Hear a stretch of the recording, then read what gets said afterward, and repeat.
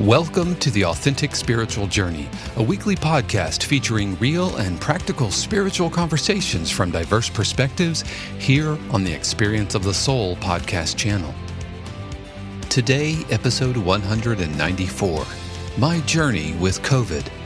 And now your host, Reverend Cynthia Alice Anderson. Good morning and welcome to the Authentic Spiritual Journey. My name is Cynthia Alice Anderson. I'm the host.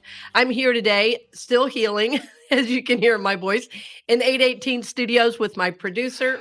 Hello, everybody. This is Dave Croft. Thank you so much for joining us for episode 194 of the Authentic Spiritual Journey. As always, I hope you are doing well and welcome to March. Spring is around the corner. I'm so happy. Of course, here in Florida, we have a couple of weeks of winter and we all lose our minds collectively. And then it's back to shorts and flip-flops. Exactly. But we love Florida. I don't know any other place I could live and have cherries bloom, in winter. I know. I just got half a bucket of cherries off my tree. We were driving. Insane. We were driving home from church yesterday, and we noticed that all of the trees, of course, we're recording this several weeks early, but all the trees are starting to bud again. It's insane. Yeah, we literally have like 2 weeks of winter, like the long, dark night of the soul for Floridians. Well, it's really one morning. You're right. One frigid morning. We had frost, and you'd like to think that a blizzard had rolled through. So yes, exactly. Well, yes, I've given away all of my sweaters except for I think one or two. Maybe I have two actual sweaters now. Yeah, likewise. So I had a couple of long coats that I brought from Memphis that I donated to Goodwill. So yeah. Well, when I was a kid and we'd come to Florida all the time, anybody that grows up in Georgia always goes to Florida. Well, I would always go to the thrift store to buy really good winter coats because I knew they would be full, fur coats, leather coats. Anyway, well, welcome to the show. This is a different kind of show because I thought I would just talk a little bit about my journey with COVID. Is that even the title? I can't even remember. Yeah. I'm still kind of out of it. Yeah, so we kind of sat down to talk about today's episode, and we had all these things planned, the best laid plans, and it's just right. Like we should talk about your journey with COVID. And so the title is My Journey with COVID. And it almost kind of seems inevitable, that someone very close to you, if not you, is going to get touched by this. Pre-Omicron, I felt like the circle was much wider. Yeah, it did feel that way. Yeah, a couple of degrees of separation, but now it's very, very close. Well, and I can tell you as somebody now who's had it, I will be honest, you heard me on the show. I kind of minimized Omicron because, I have this real desire, okay? I have this real desire for us to not be so controlled by the news of the day, all right? So, and I'm saying all that because I've seen otherwise good people be whipped up into these attitudes, into these feelings, and it's not who they really are. It's not even what they really think. For goodness sakes, families have practically come to blows about vaccines and about COVID in general, and everything has been so politicized. So I will just own it. I minimized Omicron because I was like, people are not dying from this, or they weren't right away. Of course, they still are. And I've since gotten a little more educated with my friend who works in the ER. And of course, people are still dying.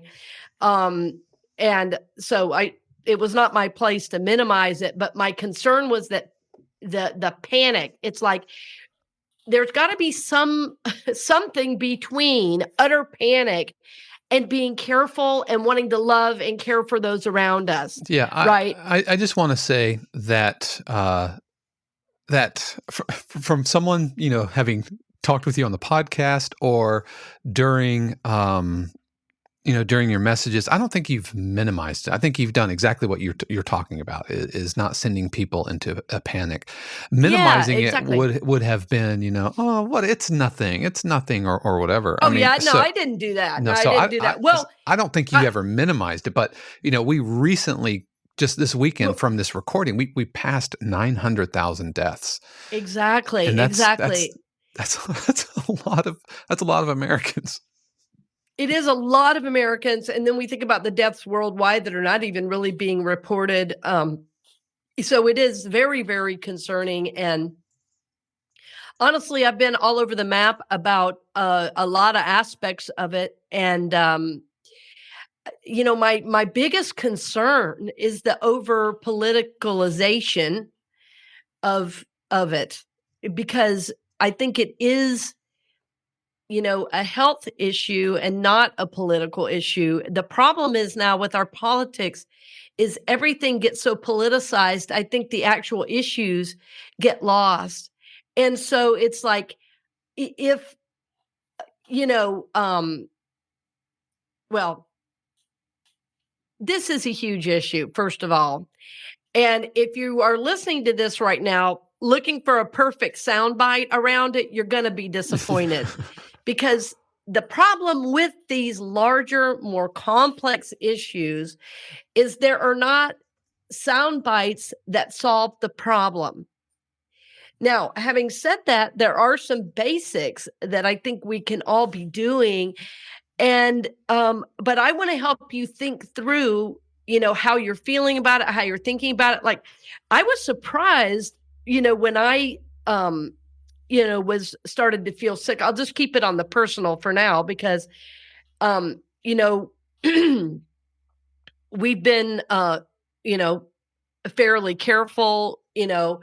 We've, when I was at CCU, I think I was the first church to close down in the movement, and then other people did follow suit. But I was very early on, concerned, and I had just been in all the hot spots. I was in Miami. I'd been in New York. It's when I was doing a lot of speaking and traveling. And so when I got home, I did not feel well for a solid 2 weeks. So I felt like I'd probably had it. So I think it may have given me a little bit of a false sense of security. I was not one that got vaccinated right away. So anyway, but I have, been vaccinated now, but, I was not somebody that got vaccinated right away, for a variety of reasons. And, I've been wanting to say this really since COVID started. So maybe it's important we are doing this. I work with a variety of people, many of whom have, significant health challenges, and many of whom were guided by their doctors to not get the vaccine right away. And now, if you want to even say the word vaccine without being rabidly for it, somebody starts to demonize you. Well, I can tell you that counseling people who are in the midst of our world, whose doctors told them not to get the vaccine right away, really suffered and struggled spiritually because they wanted to do the right thing, but literally for their body, they could not get the vaccine early on, or their doctors felt, it would kill them, the vaccine. And so, I feel like I wanted to just say that, there are a variety of considerations people have had to make, and you're never going to hear about that on the news. You're going to hear how dumb people are for not getting it, and, and all of that. And so when I've talked about it, I haven't gone into it, and it may have sounded flippant at times. I was concerned for the people, and I was one of those too who was told right away, don't get the vaccine right away. Plus, there was a feeling that I had already had it, and early on, you couldn't test for the antibodies because they were saying, if you can stay home, just stay home. Don't take the test. Just assume you've had it, that kind of thing. So it's been a real journey for all of us, I know. And it's been difficult to deal with it as a parent to try to help your kids through it, because, the Florida governor has been really interesting on the whole thing, not requiring masks and such as that. So, but as a parent, my son has worn a mask, every day to school, and it was his choice. He felt strongly that that was his to do. And of course, I supported that. But when I found out I had it, I'll be honest, there's been quite a spiritual process that's gone along with that. Surprisingly for me, I felt guilty for getting it, which was interesting. Yeah, that is because at this point I feel it almost feels inevitable. Like I'm surprised. To be honest, I'm surprised we haven't gotten it, me and Shannon or Judy, because my brother-in-law, Shannon's sister's husband, they were all here for Christmas, and he tested positive while he was here. I remember that. And he had to kind of sequester himself into the bedroom, which was really challenging because the kids, they're 5 and 2. They don't understand why dad can't hang out. And so, but we didn't come down with any symptoms. Of course, it's been challenging to even find a test in Florida. Yes, exactly. But guilt, that's interesting. Guilty. Unpack that a little bit. Yeah, I know. It was like, oh, I can't believe I've gotten this thing, and, I thought, oh my gosh, it's going to affect my, my church community. I had to do the talk remotely. I don't, have my normal energy. And, I think I feel this responsibility to a lot of people. I don't just go to a job, but, people look to me for support, for help. And, I want to be like this great model of health. Well, guess what? I'm like everybody else. I guess I had to deal with that. I guess I had to deal with my mortality. My human. Yes, I'm not super minister. No. So, yeah. Well, I think, I think over the last few weeks, even knowing how contagious it was, as a speaker and as a minister, I can't really wear a mask up front, right? And so I got more lazy about wearing the mask in the building. Well, I can tell you that is over. My doctor friend brought over N95 masks and for me. And so I haven't been anywhere, in over a week, which is very unlike me.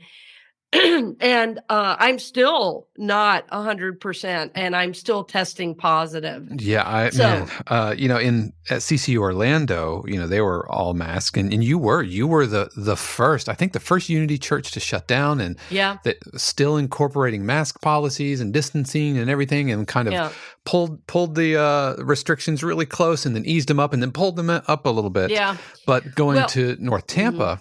There isn't that, and I admit I've enjoyed not having the mask on, even though I wear it when I go to the grocery store. When we went and saw a show in Tampa afterwards, and you had to be vaccinated to get in the door and mask the whole time, and so we put masks on. But no, I'm with you. I think just kind of over it. It's just because it's exhausting. Everybody's just exhausted from the whole thing, but. I think being exhausted is better than being dead. And that's true. And I'm sorry to just say it like that, but it's like, the number of people, my friend has told me about that she has had to deal with. I mean, she's had whole families die, so those of us who've gotten lighter versions are maybe just fortunate. I don't know anything other to say than that.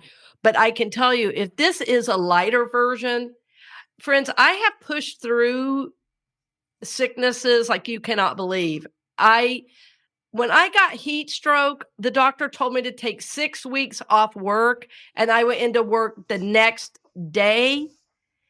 Okay. I could not push through this thing, and this is supposedly nothing. I've never in our 8-9 years together, I've never known you to call in sick. No, it does not happen. And so when I was like, oh, I had a fever for 3 days. I don't think I've ever had a fever for 3 days. And this was a lot, again, friends, I feel like part of me thinks, shut up and sit down. You had nothing, you have nothing to complain about. But I wanted to talk about it because I'm sure many of you who are listeners have had it. You've had to have some of these feelings like, I can't believe I got it. Was there something else I could have done? Have I minimized the whole thing? Whatever. And yeah, so bottom line, this has been a strange experience to be. I feel very human. I feel kind of part of this deranged science experiment, to be honest.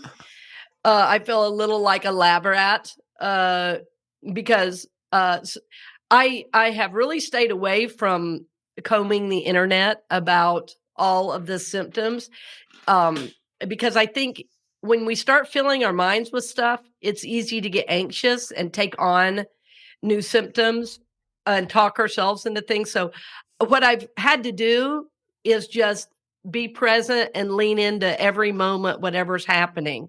So it's like, if I have a fever, I have covers on, and I did, I alternated Tylenol and ibuprofen. What else could I do?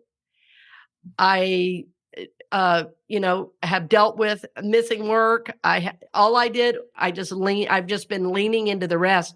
And for me, in a strange way, that's been a spiritual practice because I love to be productive. And I have to admit, I still have not missed a day in my journaling. I mean, you're here today. And I'm recording today.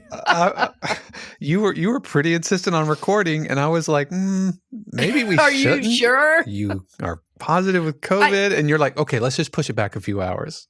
Yeah. And then I woke up early, ready to record. But this is it. This is the juice I have for the day, I'm afraid. And I've got class tonight, but I'm hoping my thought was that having something to do would give me something to look forward to. I have watched enough TV for a year. So this has made me appreciate every moment. And I can tell you, I do not ever want to get this again. So I will do whatever it takes to not get it without being a complete freak. I'm one that I was willing to eat in a restaurant. I'm not sure I would do that now unless the numbers go way back down. And what my friend does, who's an ER doc, she goes by the numbers. If it's really raging, she will not go out in a restaurant. So I'm adopting that. I'm adopting that new way. So what I know though is that this has been a very human experience, and there's no one way to get through it. But how I've been getting through it is just staying as present as possible and trying to honor whatever my body needed, at the moment. But definitely feelings of guilt, of I should have done it differently, came up. And, in a lot of Unity New Thought people, sometimes we don't like guilt, but guilt can be a very helpful emotion because there are things I could have done better. So I didn't wallow around in guilt, but I did go, well,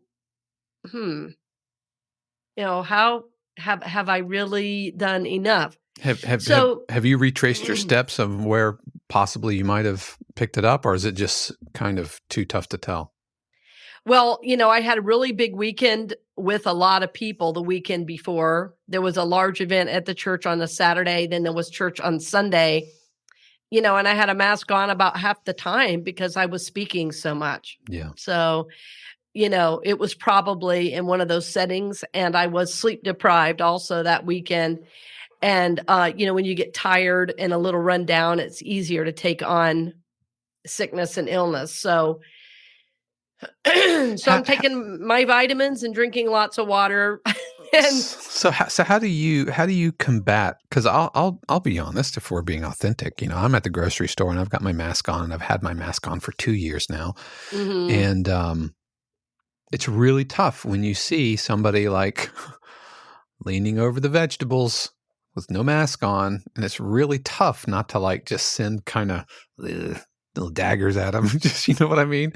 Of course, you passively aggressively just don't do anything about it, but I don't know. Right. How do you walk through that? What would you say to our listeners right now who might be on either side? Maybe they see somebody with a mask and you're like, you're not the boss of me kind of thing or whatever. Yeah. Well, we definitely have people, most definitely, that listen that are not mask wearers. Several people in my family are not. And, well, the thing I try to remember is we all believe what we believe because it's what makes us feel safe and comfortable. And so, and in the beginning of all of this, when the idea of mask, first came in, and people were saying, oh, masks are bad, all the carbon dioxide, that people were saying, I was really surprised because I'd worn a mask in the medical field, as a chaplain. You wore one every day. Nobody ever, was worried about it. But then when I saw people wearing masks outside, exercising with no one around, I thought, this is not what we are to be doing. So I think the people that are not wearing masks saw that and said, oh, that's dumb. Why are people wearing masks out? And it's a great question. If they're outside running, wearing a mask is not a good idea. Right. If they're in their car with their window rolled up, Yeah, exactly. But so what I always just remember is people get to those points of view a variety of ways. I think few people who are not wearing masks have medical issues that prevent them, but there are some, and there are some in our spiritual community, for sure. And there was also, the CDC first put out, I've read, by the way, probably too much about this particular aspect of the issue, but when the CDC first put out something about masks, well, they first said that this was airborne and not to wear masks. Like at the very beginning, I said, this makes no sense. Why, if this is airborne, should we not wear masks? Well, then I read further down. You have to read way deep into the article. The reason they said that is because most people are not used to wearing masks. So they said that because people would start touching the mask and adjusting it, which brought their hands to their face, which made them have a better chance of getting it. By touching something. And then, right. Yeah. And so because the very organization that was telling us what to do, said don't wear a mask, well, people really jumped on that. Right. And have said now, and then people have said, well, they're not foolproof. Well, they're not foolproof. They're not foolproof. So people say, well, if they're not really foolproof, why should I wear it?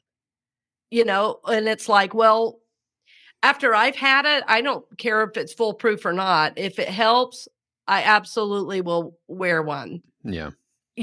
But not everybody feels that way. Some people feel dumb in a mask. They feel right. So I know that. So the way I deal with it is people get to their point of view, through a variety of ways, but what they believe because it's what makes them feel safe and comfortable and cared for. And so, in our spiritual community at Unity North Tampa, there are people that are absolutely opposed to masks and people that are, the complete opposite. Well, won't come because everybody is not wearing a mask. And so, my philosophy is, if you're wearing a mask, the good news is you're, as protected as possible. So if another person doesn't wear the mask, would you be maybe more protected if they would? Well, maybe, but who knows? Right. So I just try to remember that if I, with my education level and spiritual know-how, have been in several places on this, I have to allow other people space. Yeah. Because some people who've been like really, like they've said mask from the beginning, then if they want to go to a pub and not wear a mask, they just don't. And I've noticed that. So, I see our own, hypocrisy, Yeah. And I hope I didn't come off that way where I'm like, where it really kind of just bristles against me is like grocery stores around food and everything. Yeah. Just like I would feel the same way in the health, if you go to a hospital or whatever, and maybe I shouldn't, but no, I'm totally with you. And I think allowing grace for people and allowing people the ability to change their opinion, change their mind.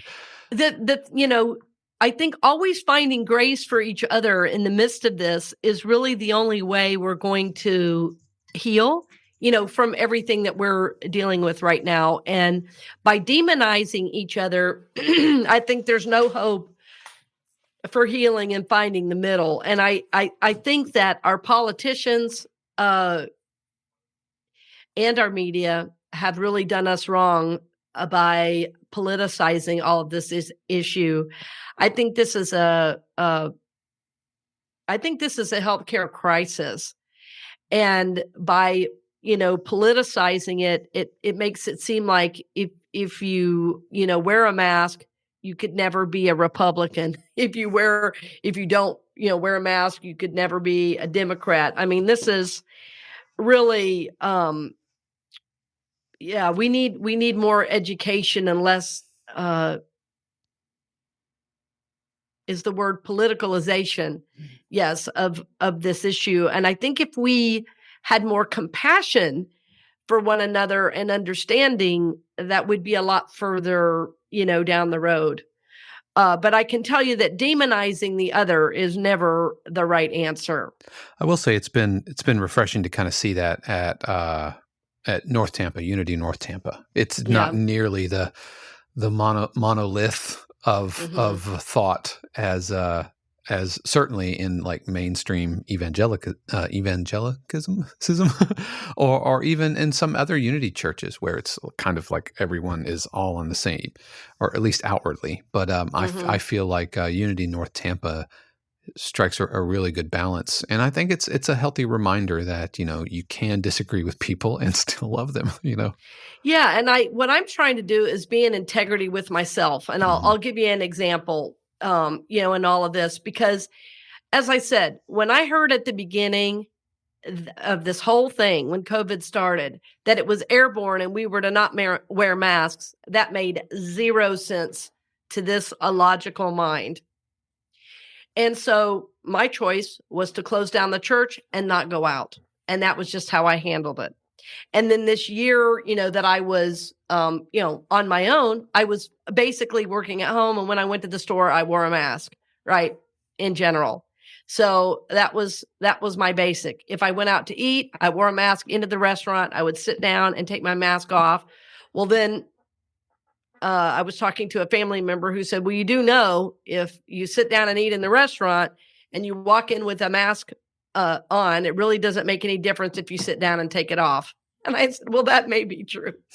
So that's why I said I've shifted on that now, that I don't think I would do that now. If I feel like I have to wear a mask, I wouldn't go in.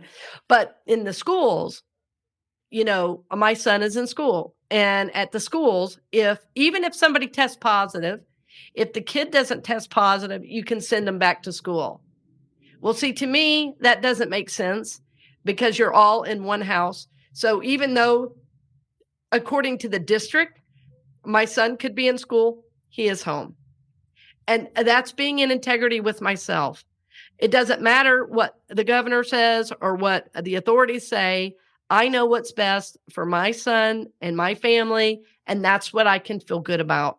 So I kept him home. He wanted to stay home. We both prayed about it.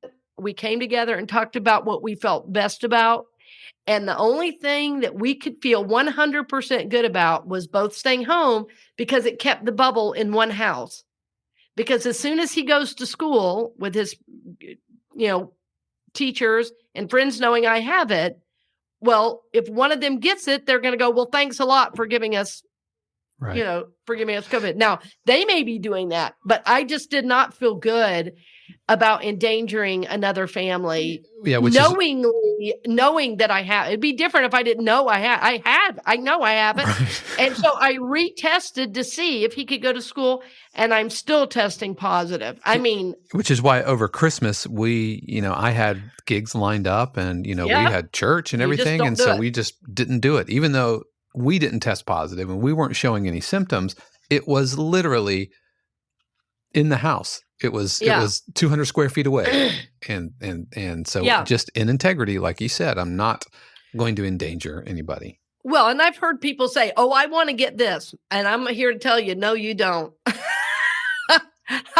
I would not. No, I've heard people say that. Well, if you get it now, at least you're protected. And I'm like, well, okay, thank you. Well, maybe I am.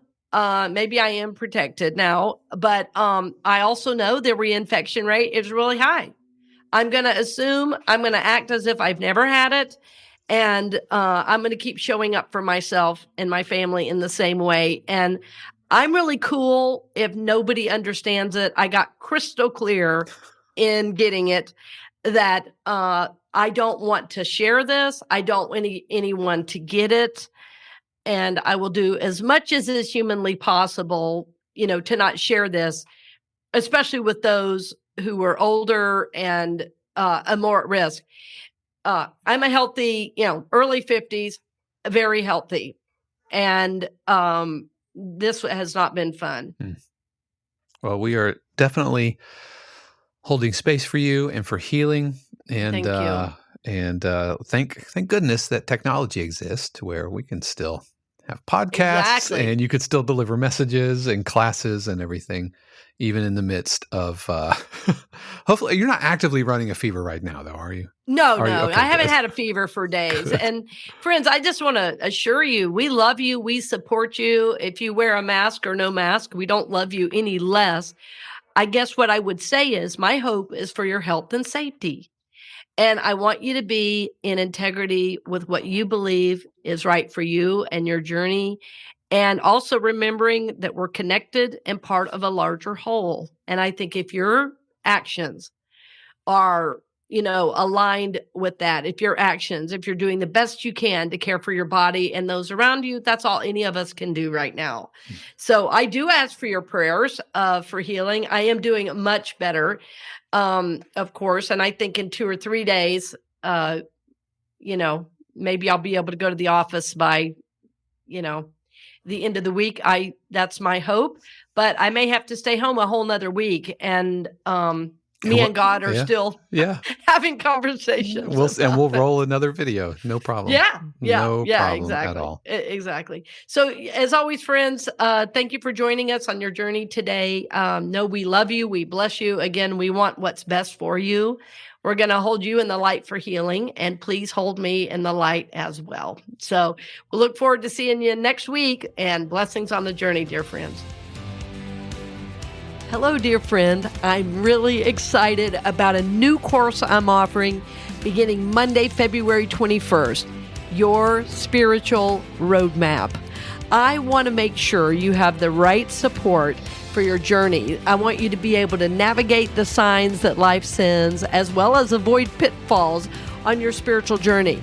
I am excited to be able to give you resource pages, to do some daily work, and to know that you have support for this journey we call life. We already have a few people registered, and we'd love to have you join us on Monday, February 21st at 7 p.m. The course is only 3 weeks long, but it will give you practices and resources for many years to come. So we hope to see you on Monday, February 21st at 7 p.m. Go to my website to register, CynthiaAliceAnderson.com, and book now your spiritual roadmap. I hope to see you then, and blessings on the journey, dear friend. We hope you've enjoyed this episode of The Authentic Spiritual Journey here on the Experience of the Soul podcast channel. This channel is made possible because of listeners just like you. If you would like to support the channel with your tax-deductible contribution on an ongoing basis or through a one-time gift, head over to experienceofthesoul.com/support.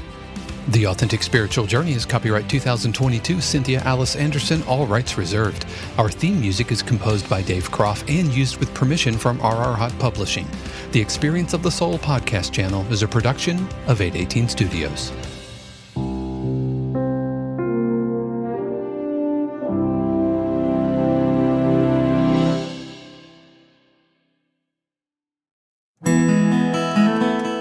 Hey friends, Sean here, your Experience of the Soul producer. I want to take a moment to tell you about something truly exciting. The SoulWorks online community, created by your host, Cynthia Alice Anderson, and available on the Mighty Networks app. If you're looking for a place where you can explore your spiritual path, connect with others, and grow in a meaningful way, then this is for you. SoulWorks is so much more than an online community. It's a safe, inclusive space for spiritual exploration, self-discovery, and personal transformation. Inside the community, you'll find everything from uplifting spiritual studies to soul-centered growth practices, meditations, affirmations, and so much more. It's a space where you'll always be supported and never judged. The best part, membership is free. You'll have access to powerful resources, inspiring content, and a supportive group of like-minded people who are all on their own unique spiritual journeys. And if you're ready to dive deeper, there are premium options available to enhance your experience with a live Monday night talk series and extended, deeper meditations. If you're seeking a place to connect, grow, and nurture your soul, we would love to have you join us in the SoulWorks community and see where this journey can take you. Visit my.soulworkscommunity.com today.